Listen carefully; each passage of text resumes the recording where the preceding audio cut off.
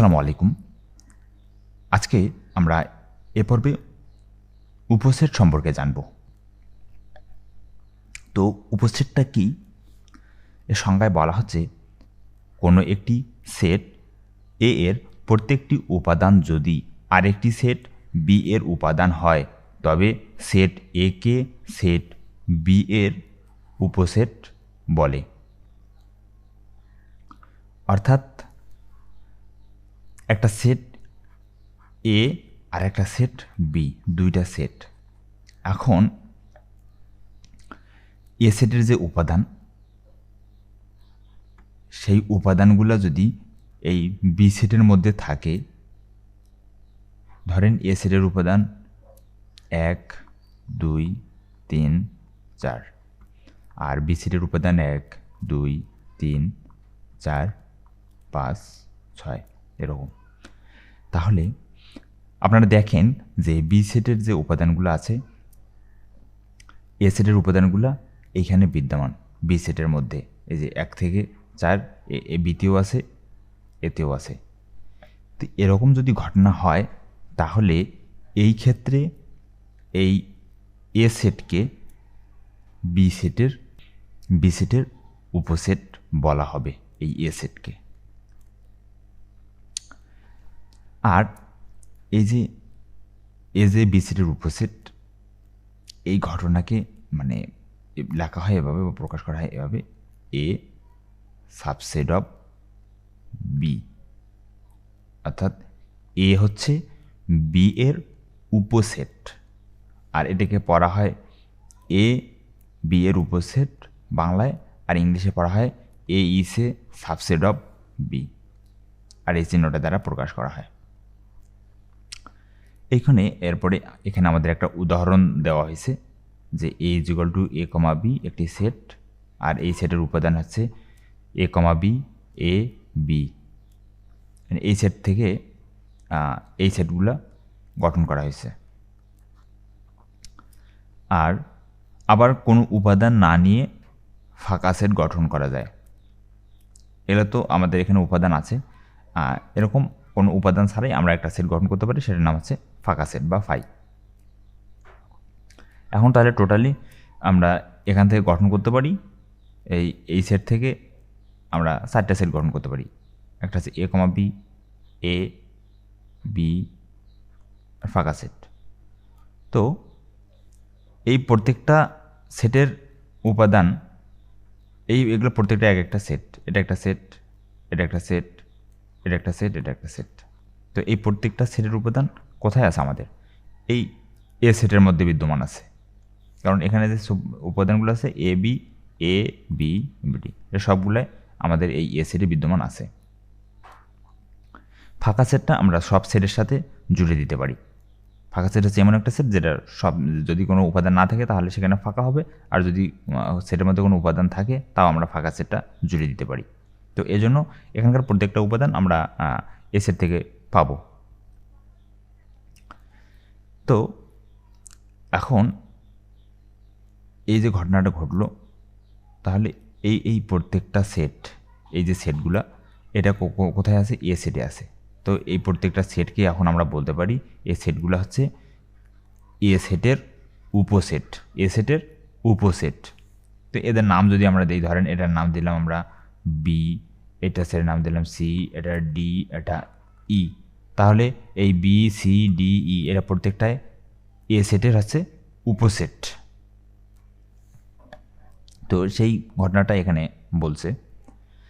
আর একটা যে বিষয় লক্ষণীয় সেটা হচ্ছে যে প্রত্যেকটি সেট নিজের উপসেট, মানে প্রত্যেকটা সেট, এই যে এ কমা বি সেটটা, এটা নিজেই নিজের উপসেট, মানে এ সাবসেট অফ এ, মানে এ নিজেই তার উপসেট। কেন? কারণটা হচ্ছে এখানে বলছে যে উপরের সেটগুলোর উপসেটগুলোর মধ্যে এ কমা বি সেট এ এর সমান। মানে এখানে যে এই সেটটা যে পাইছি আমরা এ কমা বি, এটা কোথায় আছে? এইটা আমাদের মূল সেট, এই এ ইজ ইকুয়াল টু এখানেও আছে। তো এইটা মূল সেট আর এটা হচ্ছে সাবসেট, দুইটা সমান হচ্ছে, একই হচ্ছে। তাই এটার নাম যদি আমরা বি দেই, ধরেন কথার কথা বি দিলাম, তাহলে কি আমরা বলতে পারবো যে A subset of B subset of A, মানে বি এর উপসেট। কিন্তু এখানে আমরা বি দিব কেন? কারণ এখানে তো আমাদের এখানে এ কমা বি আছে, এখানেও এ কমা বি আছে, তাই এটাকে যদি আমরা বি না দিয়ে এটার নাম যদি আমরা এই রাখি, তাহলে আমরা কি বলতে পারি যে এ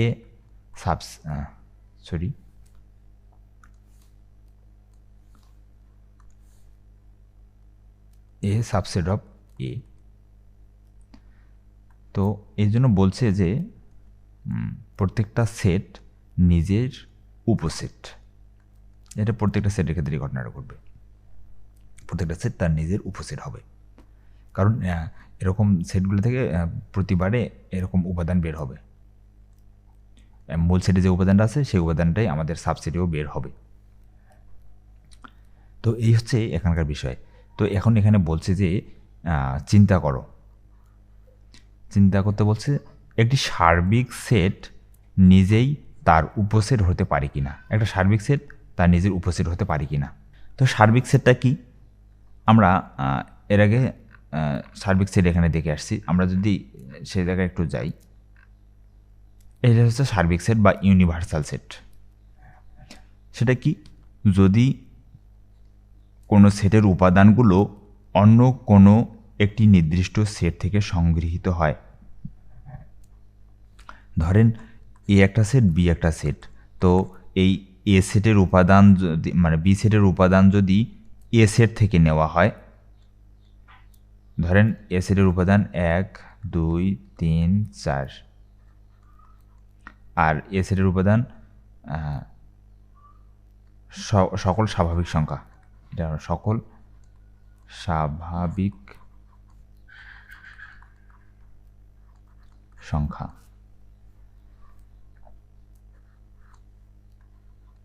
তাহলে স্বাভাবিক সংখ্যার মধ্যে 1 2 3 4 আছে, তাহলে এই বি সেটের উপাদানগুলো আমরা কি এ সেট থেকে নিলাম। তো বলছি এরকম যদি ঘটনা ঘটে, তাহলে যে নির্দিষ্ট সেট থেকে উপাদানগুলো সংগঠিত হয় তাকে সার্বিক সেট বলে। অর্থাৎ এখানে এ থেকে বি এর উপাদানগুলো সংগ্রহ করা হচ্ছে, তাহলে এ হচ্ছে এখানে সার্বিক সেট। তো এখন এখানকার প্রশ্ন হচ্ছে যে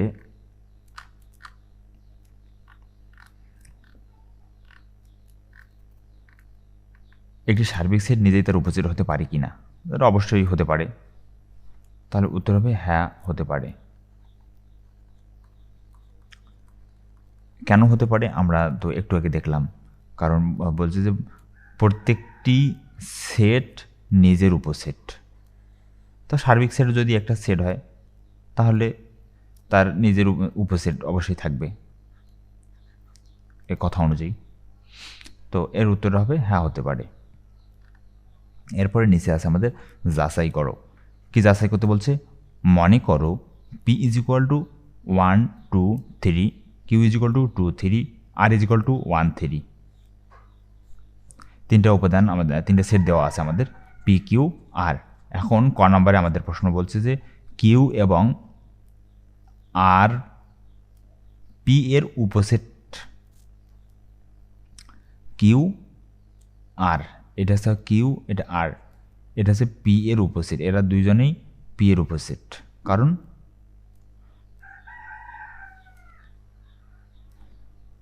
কারণটা কি, কারণটা হচ্ছে কিউ এবং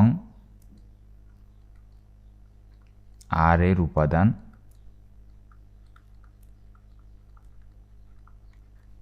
পিতে বিদ্যমান।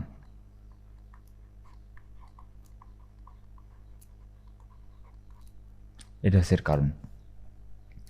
দ্বিতীয়ত খ নম্বরে কি বলছে, কিউ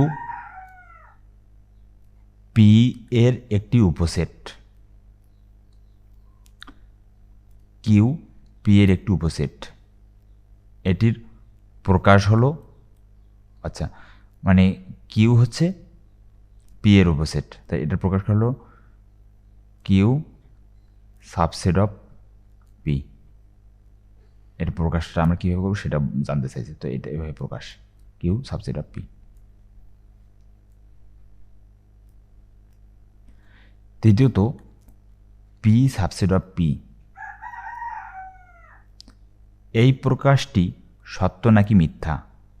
তোমাদের উত্তরের সপক্ষে যুক্তি দাও।